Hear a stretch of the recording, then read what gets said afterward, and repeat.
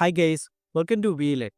കോടിക്കണക്കിന് വർഷങ്ങൾക്ക് മുമ്പ് നമ്മുടെ ചൊവ്വ നമ്മൾ ഈ കാണുന്നത് പോലെ വരണ്ടുണങ്ങിയ ഒരു ശൂന്യമായ ഒരു ഗ്രഹമായിരുന്നില്ല. നീലാകാശവും ഒഴുകുന്ന നദികളും അനേകം സമുദ്രങ്ങളാലും സമ്പുഷ്ടഭരിതമായ ഒന്നായിരുന്നു. പിന്നീട് എന്താണ് ഈ ഒരു ഗ്രഹത്തിന് സംഭവിച്ചത്? നാസയുടെ റോവറുകളും ഓർബിറ്റുകളും ശേഖരിച്ച തെളിവുകളുടെ അടിസ്ഥാനത്തിൽ ഒരു കാലഘട്ടത്തിൽ ചൊവ്വയുടെ ഉപരിതലത്തിന്റെ 19% സമുദ്രത്താൽ മൂടപ്പെട്ടിരുന്നുവെന്നും അനേകം നദികളും നദീതടങ്ങളും വലിസ് മറൈൻസ് പോലെ ആയിരക്കണക്കിന് കിലോമീറ്ററുകൾ നീളം വരുന്ന ചാനലുകളും ജലത്തിൽ മാത്രം രൂപം കൊള്ളുന്ന മിനറലുകളുടെ സാന്നിധ്യവും ഈ തെളിവുകളെല്ലാം കൊണ്ടുചെന്ന് എത്തിക്കുന്നത് ഒരു കാലത്ത് ചൊവ്വ നമ്മുടെ ഭൂമിയെ പോലെ വളരെ സമ്പുഷ്ടമായ ഗ്രഹമായിരുന്നു എന്നതിലേക്കാണ്. ഇനി നിങ്ങളൊന്ന് ചിന്തിച്ചു നോക്കൂ.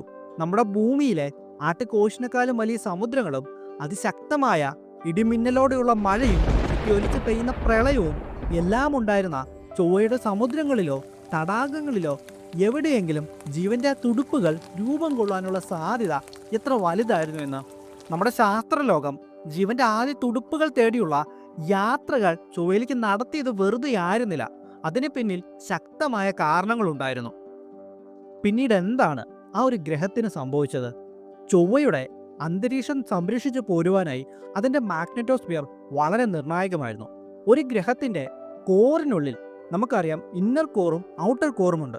ഇന്നർ കോറ് ഖരാവസ്ഥയിലും ഔട്ടർ കോറ് ഒരു മോൾട്ടൻ അല്ലെങ്കിൽ ദ്രാവക അവസ്ഥയിലുമായിരിക്കും കാണപ്പെടുക. അങ്ങനെയുള്ള ഖരാവസ്ഥയിലിരിക്കുന്ന ഇന്നർ കോറിനെ ചുറ്റുന്ന വളരെ ഉരുകിയ അവസ്ഥയിലുള്ള വളരെ സാവധാനം ചലിക്കുന്ന ലോഹങ്ങളാൽ നിർമ്മിതമായ ഈ ഔട്ടർ കോർ സഞ്ചരിക്കുന്നതിനെ തുടർന്ന് ഒരു മാഗ്നറ്റിക്കൽ ഫീൽഡ് ക്രിയേറ്റ് ചെയ്യപ്പെടുന്നുണ്ട്. അതിന് ഏറ്റവും നല്ല ഉദാഹരണമാണ് ഭൂമിയുടെ അതിശക്തമായ മാഗ്നറ്റിക്കൽ ഫീൽഡ്.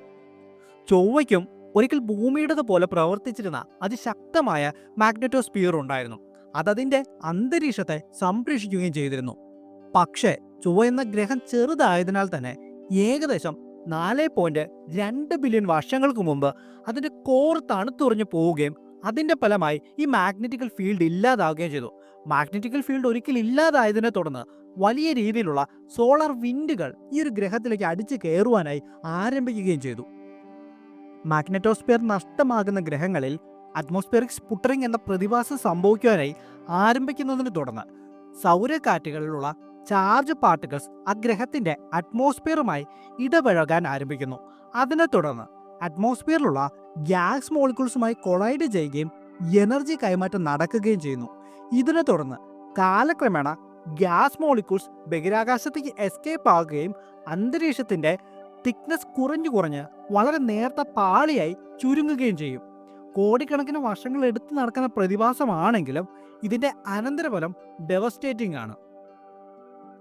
ഒരിക്കലൊരു കാലത്ത് ഭൂമിയുടേതിന് സമാനമായ വളരെ കട്ടിയുള്ള അന്തരീക്ഷം ഉണ്ടായിരുന്ന ചൊവ്വയിൽ ഇന്ന് അതിൻ്റെ 1% മാത്രമേ അന്തരീക്ഷം ബാക്കിയായുള്ളൂ. അതിനെ തുടർന്ന് ആ ഗ്രഹത്തിൻ്റെ താപനില കുറയുകയും ബാക്കിയുണ്ടായിരുന്ന ജലത്തിൻ്റെ സാന്നിധ്യം ഒന്നല്ലെങ്കിൽ പോളുകളിൽ ഫ്രോസൺ ചെയ്യപ്പെടുകയോ അല്ലെങ്കിൽ അന്തരീക്ഷത്തിലേക്ക് നീരാവിയായി നഷ്ടപ്പെടുകയോ ചെയ്തിട്ടുണ്ടായിരിക്കാം. ഇപ്പോൾ നടക്കുന്ന നാസയുടെ പെർസെവറൻസ് റോവറിൻ്റെ മിഷൻസുകളോ ഭാവിയിൽ നടക്കാൻ സാധ്യതയുള്ള മറ്റ് പേടകങ്ങളുടെ ദൗത്യങ്ങളോ ഒരു പക്ഷേ ചൊവ്വയിൽ ഒരു കാലത്ത് ജീവിച്ചിരുന്ന ജീവജാലങ്ങളുടെ ഫോസിലുകളിലേക്ക് എത്തിപ്പെടുവാനോ അല്ലെങ്കിൽ മൈക്രോബികളുടെ കണ്ടെത്തലുകളിലേക്ക് ചെന്ന് പര്യവസാനിക്കാനുള്ള സാധ്യതകൾ നമുക്കൊരിക്കലും തള്ളിക്കളയാനാകുന്നതല്ല. അങ്ങനെ ചൊവ്വയെ കുറിച്ചുള്ള ഞാൻ ഈ ഒരു വീഡിയോ കൺക്ലൂഡ് ചെയ്യുന്നതിന് മുമ്പ് നിങ്ങളുടെ നിരീക്ഷണങ്ങളും അഭിപ്രായങ്ങളും മറ്റും കമൻറ്റായി രേഖപ്പെടുത്തുക. അതുപോലെ തന്നെ വീഡിയോയിൽ എന്തെങ്കിലും സജഷൻസ് ഉണ്ടെങ്കിലോ വീഡിയോയിൽ എന്തെങ്കിലും പോരായ്മകളുണ്ടെങ്കിലോ യാതൊരു മടിയും കൂടാതെ അത് നിങ്ങളെന്നെ അറിയിക്കുക. ഞാൻ വീഡിയോ കൺക്ലൂഡ് ചെയ്യുകയാണ്. അതിനു മുമ്പ് എല്ലാവരും സന്തോഷത്തോടു കൂടി ഇരിക്കുക. Okay, tata, bye bye. Hi guys, welcome to wheel. First of all അവിടെ ഒരു ആട് കരയുന്നുണ്ട്. അത് കുറേ നേരമായിട്ട് കരയുന്നതാണ്. അതിന് നമുക്ക് നിർത്താനൊന്നും പറ്റില്ലല്ലോ. ഓക്കെ, അപ്പം കാര്യം ഇതാണ്. യഥാർത്ഥത്തിൽ നിങ്ങൾക്കറിയാം, നമ്മുടെ ഈ ചാനൽ സ്റ്റാർട്ട് ചെയ്തത് സിവിൽ സർവീസിന് പ്രിപ്പയർ ചെയ്യുന്ന കുട്ടികൾക്ക് ഒരു ഫൗണ്ടേഷൻ കൊടുക്കുക എന്നുള്ള രീതിയിലായിരുന്നു. പിന്നീട് ലേറ്റർ നമ്മൾ മുന്നോട്ട് പോവുകയും ജോഗ്രഫിയിലേക്ക് കടന്ന സമയം കുറേ കൂടി ഡീറ്റെയിൽ ആയിട്ട് തന്നെ നമുക്ക് ടോപ്പിക്കുകൾ ചെയ്യേണ്ടതായിട്ട് വന്നു. അപ്പോൾ അങ്ങനെ ടോപ്പിക്കുകൾ നമ്മൾ ഡീറ്റെയിൽ ആയിട്ട് ചെയ്ത സമയത്ത് സിവിൽ സർവീസിന് പുറത്തുനിന്നുള്ള വലിയൊരു ഓഡിയൻസിന് നമുക്ക് കിട്ടുകയുണ്ടായി. അപ്പം ഇനി നമുക്ക് ഈ ഒരു ചാനലിൽ സിവിൽ സർവീസും അതുപോലെ തന്നെ എക്സ്പ്ലനേഷനും കൂടി മിക്സ് ചെയ്യുന്ന സമയത്ത് ഈ ഒരു ഓഡിയൻസിന് തന്നെ അത് ഭയങ്കര ബുദ്ധിമുട്ടാകും. അപ്പോൾ അതുകൊണ്ട് ഇനി മുതൽ നമുക്ക് സിവിൽ സർവീസിൻ്റെ വീഡിയോസ് ഒരു സെപ്പറേറ്റ് ചാനലായിട്ട് നമുക്ക് ചെയ്യാം. അതാകുമ്പോഴത്തേക്കും സിവിൽ സർവീസിന് പ്രിപ്പയർ ചെയ്യുന്ന കുട്ടികൾക്കും ബുദ്ധിമുട്ട് വരില്ല. അവർക്കും അതെല്ലാം കൂടി ഒരു ഓർഡറുള്ള ആ ഒരു ചാനൽ അവിടെ കണ്ടോളും. അറ്റ് ദ സെയിം ടൈം തന്നെ ഈ ചാനലിൽ എക്സ്പ്ലനേഷൻ ആയിട്ടുള്ള കണ്ടൻറ്റുകൾ അത് ഇവിടെയും കണ്ടോളും. അപ്പം എൻ്റെ ഒരു ഹമ്പിൾ റിക്വസ്റ്റാണ്, സിവിൽ സർവീസിന് വേണ്ടി പ്രിപ്പയർ ചെയ്യാൻ വേണ്ടി നമ്മുടെ ചാനലിലേക്ക് വന്നിട്ടുള്ള എല്ലാ അനിയന്മാരും അനിയത്തിമാരും നമ്മുടെ ആ ചാനലിലേക്ക് വന്ന് അതൊന്ന് സബ്സ്ക്രൈബ് ചെയ്ത് സപ്പോർട്ട് ചെയ്യണമെന്ന് ഞാൻ റിക്വസ്റ്റ് ചെയ്യണം. Okay, tata, bye by. നമുക്ക് ആ ചാനലിലൂടെ കാണാം.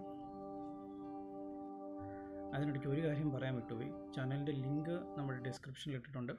അതുപോലെ തന്നെ കമൻറ്റിലും ഞാൻ ആഡ് ചെയ്തിട്ടുണ്ട്. ഓക്കെ.